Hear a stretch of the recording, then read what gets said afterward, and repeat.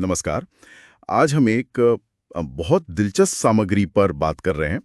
एक लेख का अंश है, शीर्षक है भक्ति, समर्पण का सर्वोत्तम मार्ग। जी। और इसमें भगवद गीता के अध्याय 12 श्लोक 13 से 20 का जिक्र है। एक खास बात इसमें उठाई गई है। हाँ, बिल्कुल। तो हमारा इरादा है कि इस अंश के मूल विचार को समझें। मतलब भक्ति या समर्पण का सबसे ऊंचा रूप क्या बताया गया है इस खास संदर्भ में। जी। इसमें एक बहुत सीधी लेकिन गहरी बात कही गई है।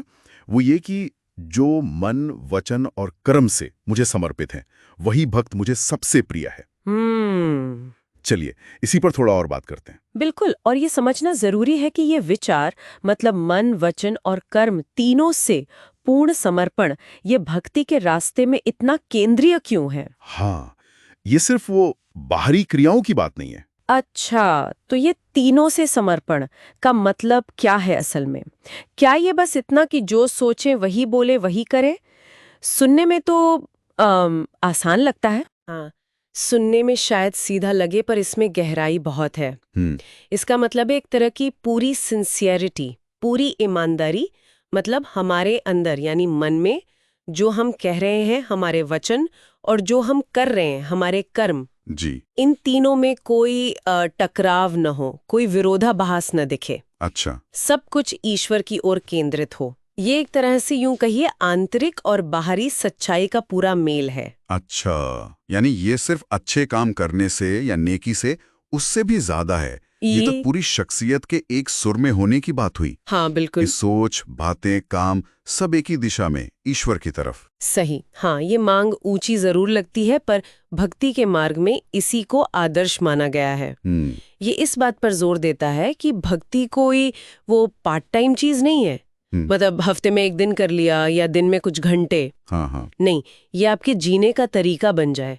आपके हर फैसले में, हर बातचीत में, यहाँ तक कि ख्यालों में भी वो समर्पण झलके। अच्छा, तो इसका मतलब ये हुआ कि अगर कोई मान लीजिए पूजा पाठ बहुत करता है, लेकिन उसके मन में कहीं ना कहीं दूसरों के लिए कुछ मैल है, या वो भूलता कुछ और है और करता कुछ और है, हाँ, तो इस श्लोक के हिसाब से वो भक्ति शायद उतनी गहरी नहीं मानी जाएगी। इस नजरिए से देखें तो हाँ, बात यही निकलती है। जोर इसी बात पर है कि भक्ति आपके पूरे वजूद का हिस्सा बन जाए। पूरे वजूद का? हाँ, आपके इरादों में, आपकी बोली में, आपके अमल में। ये सिर्फ एक इमोशन, एक भावना नहीं है, बल्कि एक चरित्र है। इसमें फिर दिखावे की कोई जगह नहीं रहती, क्योंकि मन की स्थिति भी उतनी ही मायने रखती है जितना बारीक कर्म। समझ गया।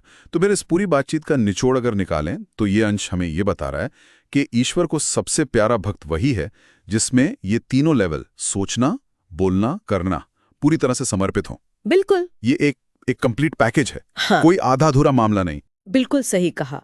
और इसका महत्व इसलिए भी है क्योंकि ये भक्ति को किसी एक कोने से निकालकर, मतलब पूजा घर से निकालकर, पूरे जीवन में फैला देता है। हाँ। ये पल भर के जोश से आगे की बात है। एक स्थायी, शांत, स्थिर अवस्था की तरफ इशारा है। भक्ति आदत नहीं, बल्कि स्वभाव बन जाए। ये विचार तो सही में सोचने पर मजबूर करता है। और यहाँ एक सवाल उठता है मन में, जिसे हम शायद अपने सुनने वालों के लिए यहाँ छोड़ सकते हैं। जी। कि आज की दुनिया में इतनी भागदौड़ है, जहाँ मन, वचन और कर्म में वैसे ही तालमेल रखना मुश्किल है। हाँ, ये तो है। तो वहाँ इस तरह का पूर्ण समर्पण तीनों स्तरों पर व्यवहारिक रूप से कैसा दिखेगा? कोई अपने रोजमर्रा के जीवन में अपनी आध्यात्मिकता की समझ में इस गहरे विचार को कैसे देख सकता है, या अमल में लाने की कोशिश कैसे कर सकता है? इस पर सोचा जा सकता है। बिल्कुल, ये सोचने लायक बात है।